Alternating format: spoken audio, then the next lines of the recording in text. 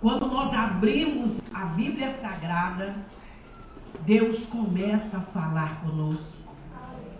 No capítulo 3 de Êxodo, nós vamos ler do versículo 1 até o 12, que diz assim: E apacentava Moisés o rebanho de Jetro, seu sogro, sacerdote em Midian, e levou o rebanho atrás do deserto, e veio ao monte de Deus, a Horebe. E apareceu-lhe o anjo do Senhor em uma chama de fogo no meio de uma sarça. E olhou, e eis que a sarça ardia no fogo, e a sarça não se consumia. E Moisés disse: Agora me virarei para lá, e verei esta grande visão, porque a sarça se não queima. E vendo o Senhor que se virara para lá a ver, bradou Deus a ele do meio da sarça e disse: Moisés, Moisés! E ele disse: Eis-me aqui. E disse: Não te chegues para cá, tira os teus sapatos de teus pés, porque o lugar em que tu estás é terra santa. E disse mais: Eu sou o Deus de teu pai, o Deus de Abraão, o Deus de Isaque e o Deus de Jacó. E Moisés encobriu seu rosto, porque temeu olhar para Deus. E disse o Senhor: Tenho visto atentamente a aflição do meu povo que está no Egito. Tenho ouvido o seu clamor por causa dos seus exatores, porque conheci as suas dores. Portanto, desci para livrá-lo da mão dos egípcios e fazê-lo subir daquela terra a uma terra boa e larga, a uma terra que mana leite e mel, ao lugar do cananeu, do eteu, do amorreu, do ferezeu, do eveu e do jebuseu. E agora, eis que o clamor dos filhos de Israel chegou a mim, e também tenho visto a opressão com que os egípcios o oprimem. Vem agora, pois eu te enviarei a Faraó, para que tires o meu povo, os filhos de Israel, do Egito. Então Moisés disse a Deus: Quem sou eu que vá a Faraó e tire do Egito os filhos de Israel? E Deus disse: Certamente eu serei contigo, e isso te será por sinal de que eu te enviei. Quando houveres tirado este povo do Egito, servireis a Deus neste monte. Aqui nós paramos, irmãos. Foi a palavra revelada pelo Senhor para esta manhã. Sabe por quê? Porque Ele quer falar com você. Ele já falou comigo. Quando eu meditava, Ele falou comigo. Agora Ele quer falar com você. Cada um aqui vai receber uma frase, uma palavra, algo que vai fazer uma diferença na sua vida de hoje em diante. Está escrito na Bíblia que Deus renova a sua misericórdia a cada manhã sobre nós. Quando você acorda, Deus já passou por lá, amém? E já renovou a misericórdia dele para a sua vida. Sabe por quê? Ele sabe o que você vai fazer durante o dia, as besteiras que você vai fazer, as palavras que você vai falar, também a oração que você vai fazer. Ele sabe tudo que você vai fazer. Então Ele te abençoa antes, para que você não morra, para que você naquele dia não perca a sua bênção, para que você tenha um dia abençoado. Então hoje, neste domingo, Deus já renovou a misericórdia dele sobre cada um de nós. Porque Deus, irmãos, Ele é infinito e a sua misericórdia não tem fim. Tudo tem fim nessa terra. A misericórdia de Deus não tem fim. Graças a Deus, né, irmãos? Que Ele é rico, rico, rico, rico em misericórdia e graça. Mas, irmãos, nós estamos falando hoje da vida de um homem que é um exemplo para cada um de nós. Pois nós partimos do princípio de que Deus não muda. Ele é o mesmo de ontem, Ele é hoje, Ele vai ser sempre. Se nós tivéssemos um Deus mutável, um Deus que cada dia, né, que fosse como homem, o ser humano é assim, cada dia Ele pensa de uma forma, né, cada dia Ele é de um jeito, é porque a gente se engana e tem que mudar de ideia, né? Tudo tudo que eu me enganei, todos os conceitos errados eu tenho que mudar. E às vezes a pessoa está bem, muda para pior, mas Deus não muda. Se Ele mudasse, nós ficaríamos inseguros. Será que Deus hoje está de bom humor? Será que hoje está tudo bem lá no céu? Ele vai me aceitar, vai me receber bem? Então, para nossa segurança, Deus é imutável. Então nós podemos tomar um exemplo do que Ele fazia no passado, da maneira que Ele se comportava com o ser humano no passado. Ele não vai mudar. Ele disse: eu sou Deus que não mudo. E o que agradava a Ele antes é o que agrada hoje, e o que vai agradar amanhã. Então nós já podemos criar um método de vida para estar sempre na presença de Deus, agradando a Ele e recebendo os seus benefícios que tanto precisamos, né? Lá no Salmo diz que Deus nos coroa de benefícios. Ele dá coisas boas para nós. E quanto mais nós estivermos na presença dEle e agradar a Ele, mais nós vamos receber da sua presença. E na presença dEle há abundância de alegria e de paz, de tudo. Então Moisés, Deus escolheu Moisés. Antes dele nascer, Deus o planejou. Moisés, nós podemos chamar Moisés de resposta de oração. Porque eu vou dizer para você uma coisa: se Deus quer fazer uma obra na sua vida e não tem ninguém para Ele usar, Ele vai fazer nascer. Ele vai converter a pessoa. Ele vai mudar a vida de uma pessoa só para essa pessoa ser bênção para você, para a igreja, para o mundo. Quantas vezes Deus teve a paciência de fazer gerar um bebê no ventre de uma mulher para fazer aquilo que Ele queria? Então, Deus planejou Moisés. E Moisés nasceu numa época difícil. Difícil. Às vezes eu fico ouvindo comentários de pessoas incrédulas, crentes que não têm fé, e fica aconselhando para as irmãzinhas: não tenha filho não. Filho no dia de hoje não dá para sustentar. As coisas estão muito caras. Você é louco de ter filho. Agora, o Deus do passado não é o Deus de hoje. Ele mudou. Ele escolheu, irmãos, que Moisés viesse na época em que os bebês, eles eram assassinados, mortos ao nascer. Todo filho homem que as hebreias tinham, eles matavam. As egípcias, as parteiras, tinham ordem do rei, do faraó, para matar a criança ao nascer. Mas que Deus é esse que escolhe uma pessoa numa época tão adversa em que os bebês eram mortos ao nascer? Porque Deus, irmãos, quando Ele que faz a obra, Ele também prepara todas as coisas, dá escape, faz tudo.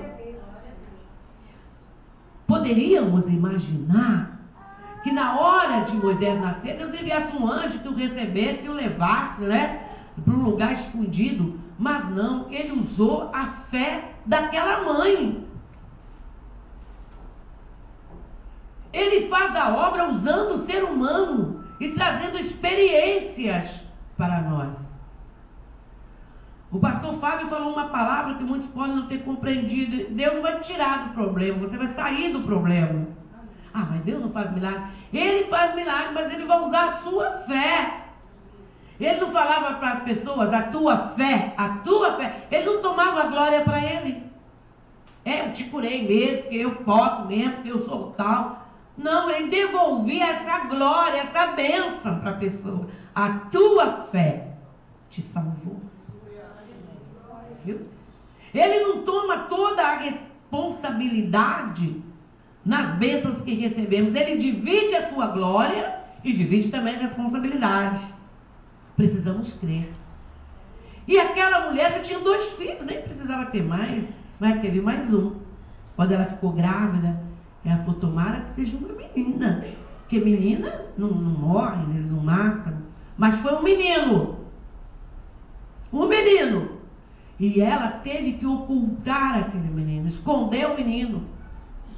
Isso quer dizer que os soldados de Faraó passavam por lá para ver se tinha algum choro de criança. Quantas vezes ela teve que apertar aquela barriga. Os gemidos e a dor na hora do parto, né? Ela não pôde dar, ela teve que se conter. Ela não pôde apresentar o seu bebê para as amigas, né? Ela não pôde colocar no Facebook, né? Como nós colocamos hoje, nem que tivesse, ela poderia. Nós queremos apresentar as nossas bênçãos, mostrar para as pessoas, telefonamos e compartilhamos. Ela não pôde compartilhar sua alegria. Ela teve que esconder a criança. Mas a criança começou a crescer.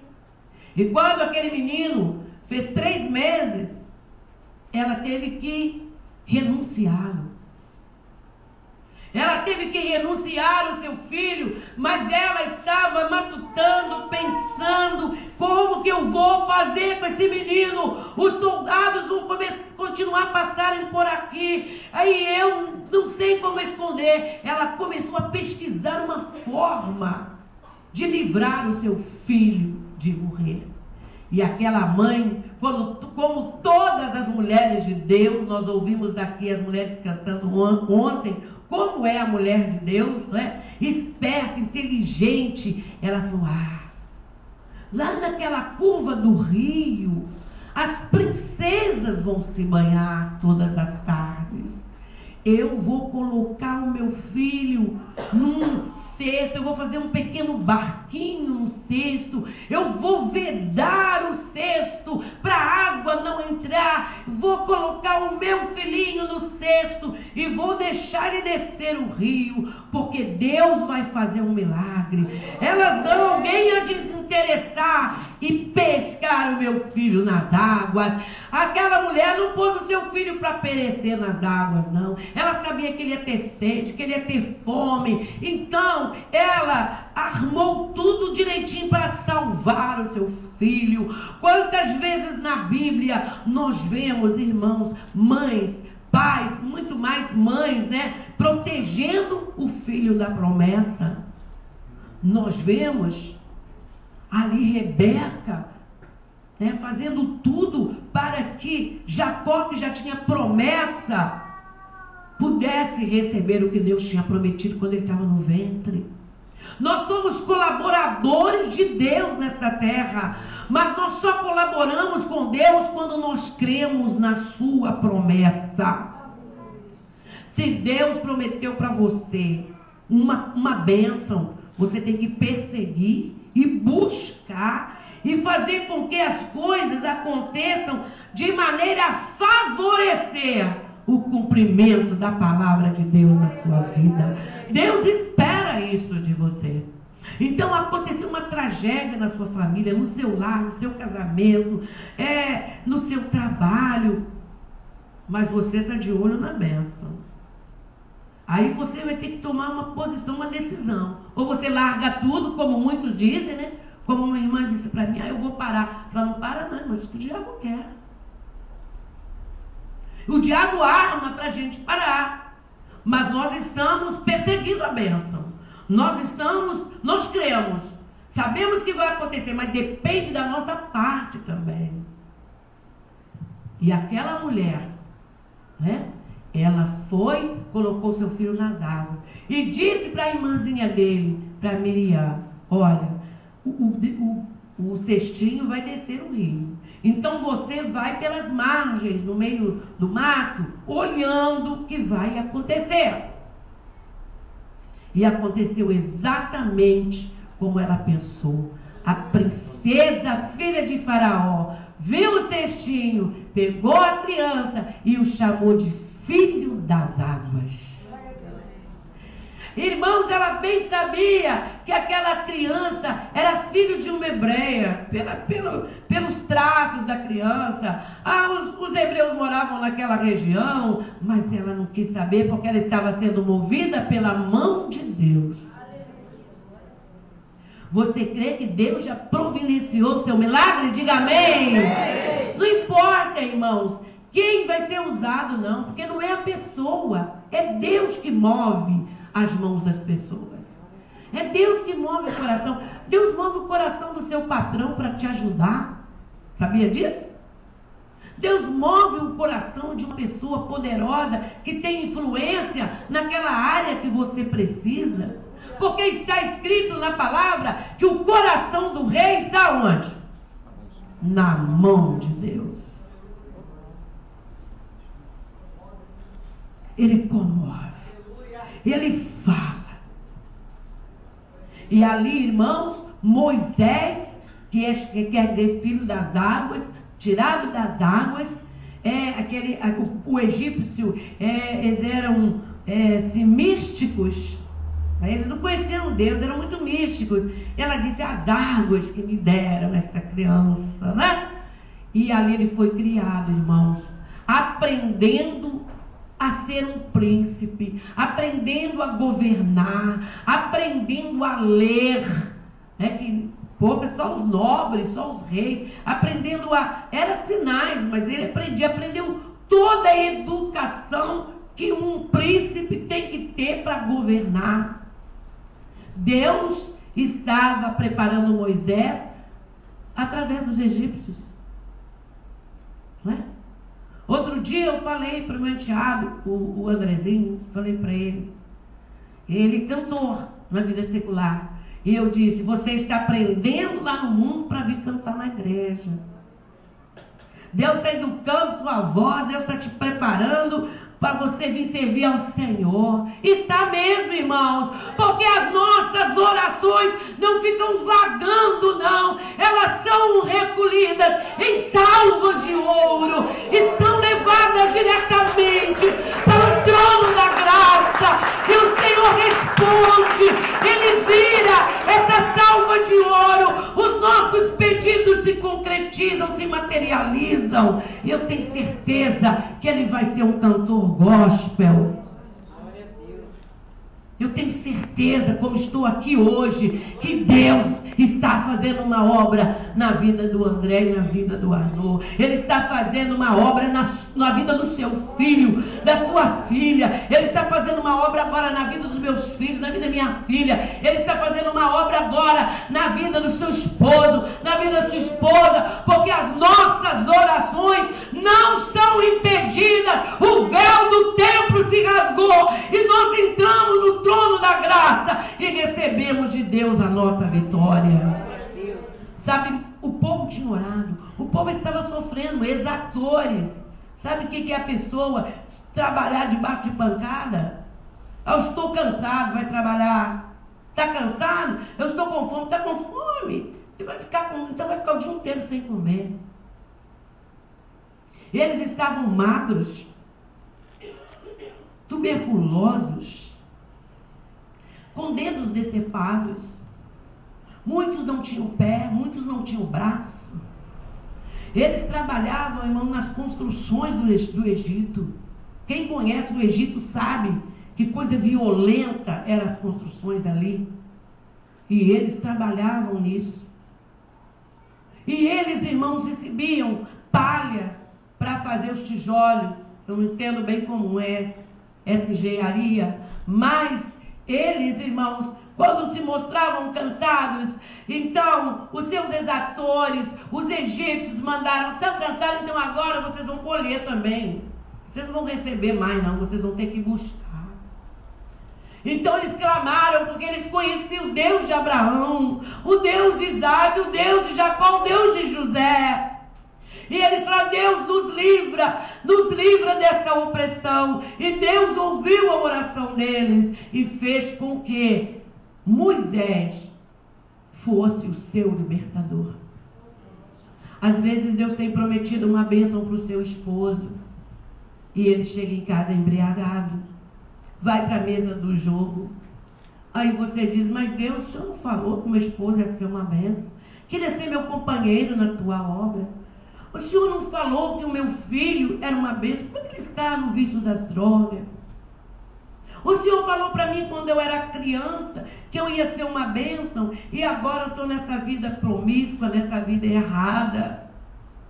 Será que não foi o Senhor que falou comigo? Mas Deus também já tinha falado e declarado a bênção sobre Moisés, mas ele estava lá no meio dos idólatras. Ele estava lá na casa de Faraó. Ele estava sendo criado por uma mulher que não sabia nada de Deus. 40 anos. Não são 40 dias.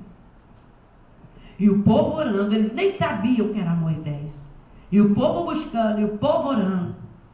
Quando Moisés fez 40 anos, ele já conversava, sabia que ele era filho dos hebreus, porque ele foi amamentado pela sua mãe legítima, mãe de sangue. E ela contava tudo para ele. Então ele ficava imaginando, quando eu for rei, quando eu for coroado rei no lugar do faraó, eu vou libertar o meu povo. Era isso que ele pensava.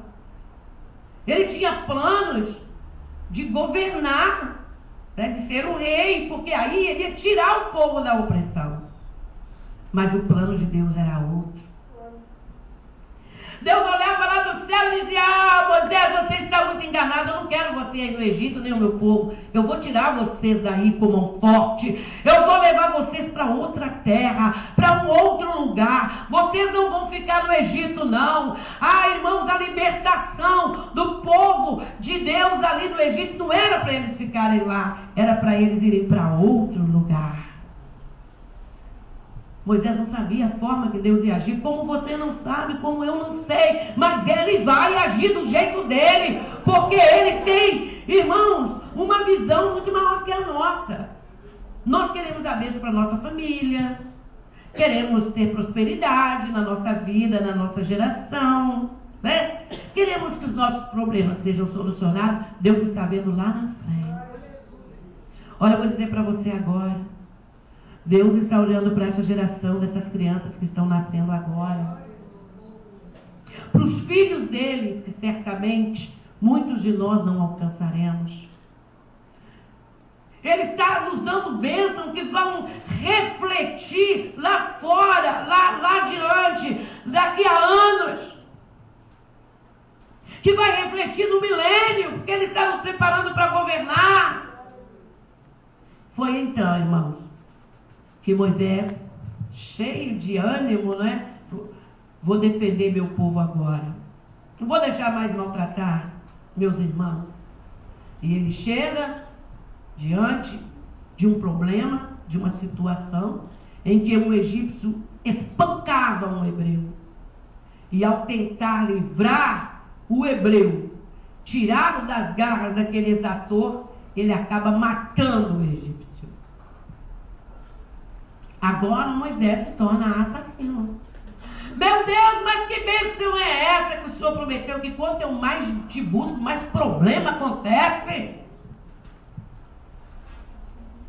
Mas, irmãos, Deus é tremendo.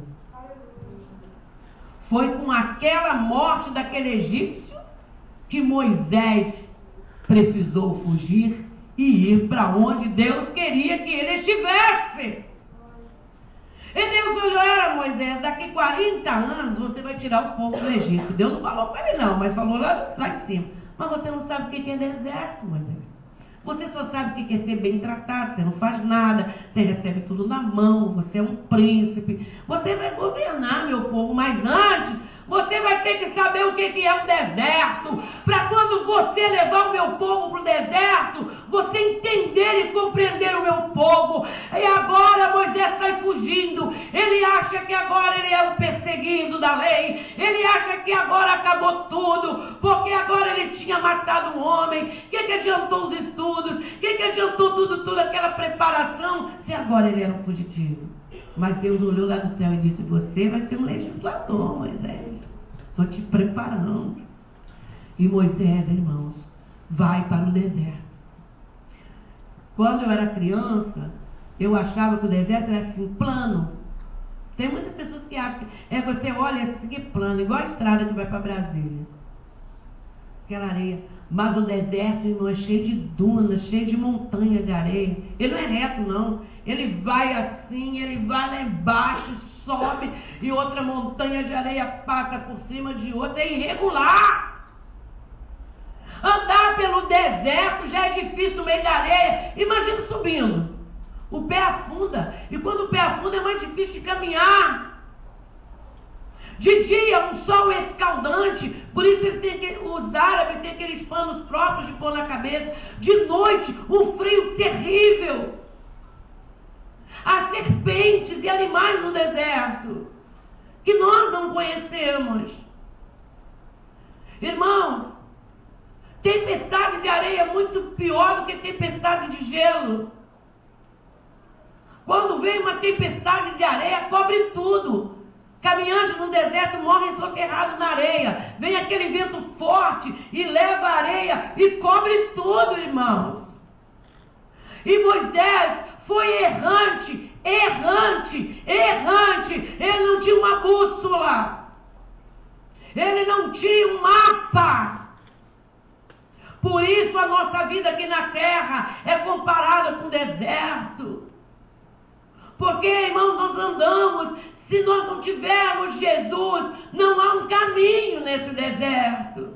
A pessoa anda errante. Por isso, um dia está de um jeito, um dia está do outro, um dia está no emprego. A pessoa pergunta um jovem hoje em dia: o que você vai ser? Dificilmente o jovem diz: eu quero ser um engenheiro, eu quero ser um professor. Eles não sabem ainda qual vai ser a profissão. E namoram uma rapaz, amanhã namora outra, namora uma moça, namora 3, 4 de uma vez. Eles estão errantes, eles não sabem o que querem. Só quando nós temos Jesus, vê um jovem que tem Jesus. Ele tem um caminho, ele tem uma luz. Jesus é a luz, Jesus é o caminho. O deserto é um lugar muito triste, precisamos de Jesus. Mas Moisés, irmãos, ele nem tinha pleno conhecimento, Deus nunca tinha falado com ele, ele não conhecia Deus. Ele sabia que Deus existia.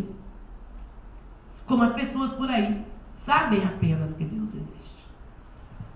Você precisa, irmão, que está perdido no deserto, de uma luz. Assim, ó, um caminho de luz. Faz, ilumina um caminho, aí você vai seguir. Esse caminho é Jesus. Senão você vai ficar errante. Meus queridos irmãos, Moisés passou por tudo isso sozinho no deserto. Ele conheceu o deserto, até que ele encontrou, né, uma cidadezinha. Ali ele se casou, ele ficou 40 anos ali, como um homem comum. Não era mais um palácio. Ele não tinha mais comidinha na boca. Ele não tinha mais dançarinas dançando para ele. Ele não tinha mais uma cama, uma poltrona de marfim de ouro. Mas ele passou a habitar em casa feita de pano, de lona, tenda, sucote. Viu? E ele aprendeu a ser pobre. Ele aprendeu a depender do seu trabalho. E ele foi ser pastor de ovelhas. Ele aprendeu a conviver com o cheiro das ovelhas. Sabe que ovelha tem cheiro. Todo animal tem um cheiro específico. Quando nós fomos lá para o encontro de casais, eles criam lá 100 ovelhas. E aí nós chegamos antes e eles não tinham ainda prendido as ovelhas. E eles falaram: mas isso aqui está com cheiro de ovelha. Ovelha tem cheiro. E ele viveu no meio do cheiro das ovelhas, andando no meio dos estrumes das ovelhas. Aprendeu a parar a lã das ovelhas. Aprendeu a beber o leite das ovelhas. Ele aprendeu a ser um homem comum. E isso 40 anos. Deus não tem pressa. Tem a hora exata dentro da harmonia do tempo e do universo. Tem a hora exata de Deus operar. O momento do relógio de Deus, irmãos, nunca erra. Diga amém? Amém. Então tenha paciência. Espere, mas espere com fé. Espere com ânimo, porque o Senhor vai operar. Amém. Queridos, depois de 40 anos, agora Moisés tem 80 anos. Os seus primeiros 40 anos foram de vaidade, de luxo. Ele aprendeu a ser o tal. E depois, os outros 40 anos, ele aprendeu a ser alguém, a ser uma pessoa. Uma pessoa que vive do seu trabalho, não de ilusão. Quando Moisés fez 80 anos, ele estava pastoreando as ovelhas do seu sogro. Às vezes eu vejo jovens que trabalham para a família. Estava conversando com o irmão outro dia. Pessoa que trabalha para a família, dificilmente. Tem pessoas muito justas que enriquecem seus filhos nas suas empresas. Eu conheço um jovem que ele trabalhava com o pai numa grande empresa de ônibus. Alguns aqui conhecem, um ônibus que transita por aqui. Ele é nosso filho na fé. E ele se julgava rico. Morava numa mansão e tudo. Mas ele não tinha nada no nome dele. Mas ele vivia como rico. Falou, meu pai, quando morrer, vai deixar tudo para mim. Só que quando o pai dele morreu, o pai dele se suicidou. E foi tudo para a mão do tio. E o tio pôs ele na rua. E hoje ele vive do seu trabalho. De vez em quando eu converso com ele, ele mora longe, ele liga para mim, nós nos encontramos.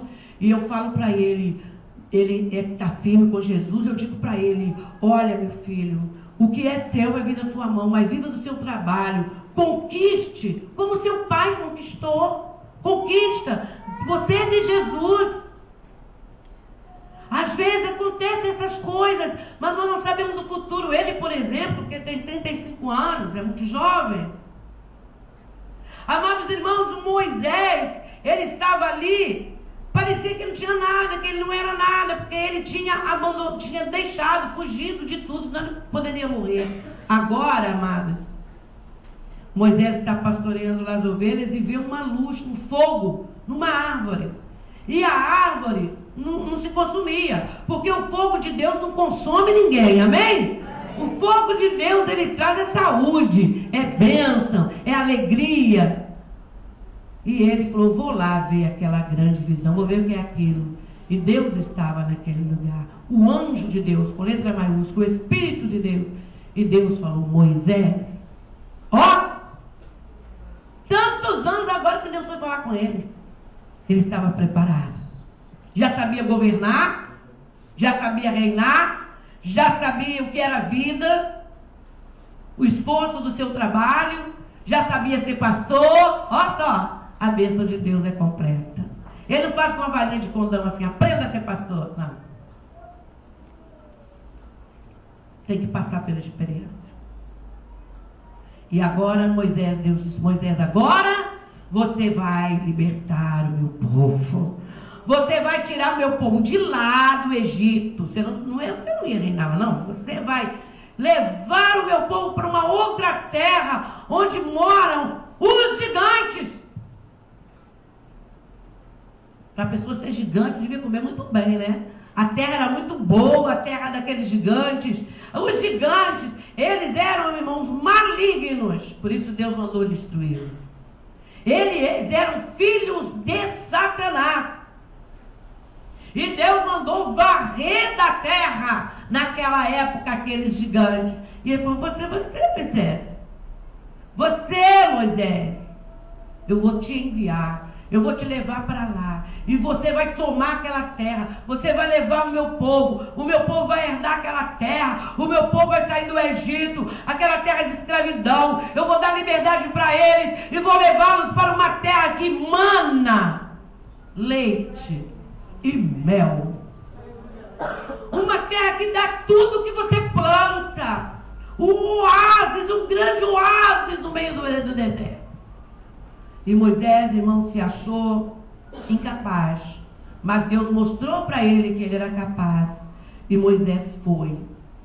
Ele foi, reencontrou o seu povo. Ele teve uma viagem de retorno. Ele voltou para a terra onde ele tinha nascido, que foi o Egito, embora sendo de sangue hebreu. E ele vai lá e ele prega para aquelas pessoas, cerca de 3 milhões de pessoas.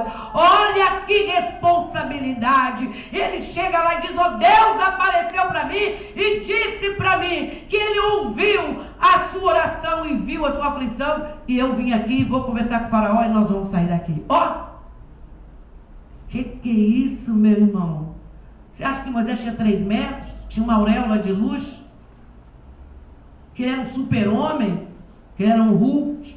Um super-herói? Ele era um homem como os irmãos que estão aqui, os homens. Ele não era nem mais gordo, nem mais magro. Ele era um homem. E ele diz, com o poder da palavra de Deus: Deus me enviou para tirar vocês do sofrimento. Olha para mim, os irmãos, vocês que têm vontade de fazer a obra de Deus. Deus não envia ninguém porque Ele quer, ou para beneficiar você. Ele envia você para beneficiar o povo, para livrar as pessoas da escuridão e do inferno. Deus enviou Moisés não para ser o tal, mas para ele livrar o povo, abençoar o povo. E o povo creu, o povo acreditou. E Deus, com mão forte, com mão poderosa, tirou o povo do Egito, usando simplesmente um homem obediente. E o período da vida de Moisés foram 3 períodos de 40 anos. Por isso, na numerologia bíblica, se entende de 40 anos maturidade de ministério. Maturidade, eu já vou fazer 50 o ano que vem de ministério. 40 anos maturidade de ministério. E ali, queridos, não quer dizer que só quem tem 40 anos de ministério vai ser maduro, né? Deus também faz de outras formas, como Moisés foi dessa forma. Mas realmente quem atinge 40 anos, e seja em qualquer coisa, dá para aprender aquilo, né? Aí, irmãos, Moisés teve 40 anos para aprender a ser alguém, para aprender a ser vaidoso, para aprender a ser um príncipe. 40 anos para aprender a viver, ser alguém. E depois mais 40 anos levando o povo pelo mesmo deserto, só para aprender a ser ninguém. Tá? Porque quando nós alcançamos o privilégio de entrar no céu, é que você aprende de Deus, que você é dependente dele. Ali Moisés foi perseguido no caminho, as pessoas queriam matar Moisés. Moisés ia para o joelho e orava. Moisés ia para o monte, jejuava 40 dias e voltava, e o povo estava em pecado. E ele subiu de novo, jejuou mais 40 dias e enfrentou tanta coisa, tanta perseguição. Não conseguiu entrar na terra prometida, teve que pôr outro para substituí-lo. Mas em nenhum momento ele desistiu, em nenhum momento ele brigou com Deus. Deus, logo agora, depois de tanto tempo, o Senhor vem dizer para mim que eu não vou entrar na terra que mana leite e mel. Ele falou: não, vou te recolher agora. Você vai pôr as mãos sobre Josué, ele que vai entrar no seu lugar. O que é que ele fez? Mandou matar Josué, igual Saul fez, porque Davi ia substituí-lo. Ele ficou com inveja de Josué? Ficou, irmão? Ficou ou não ficou? Ele começou a rebaixar Josué para o povo? Não. Ele falou: vem cá, Josué, eu quero ministrar sobre a sua vida, porque Deus falou comigo que você vai continuar levando esse povo. E olha, Josué, eu quero profetizar para você que Deus será com você como foi comigo. Aleluia. E você vai fazer esse povo entrar na terra prometida, irmãos, porque a obra é de Deus. E nós investimos a nossa vida, não é numa pessoa, nós investimos a nossa vida no reino, para o reino de Deus crescer.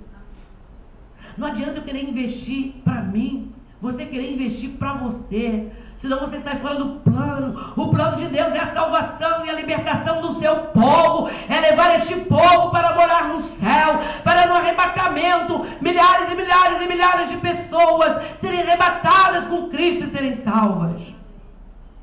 E nesta manhã, eu quero orar mais uma vez com você.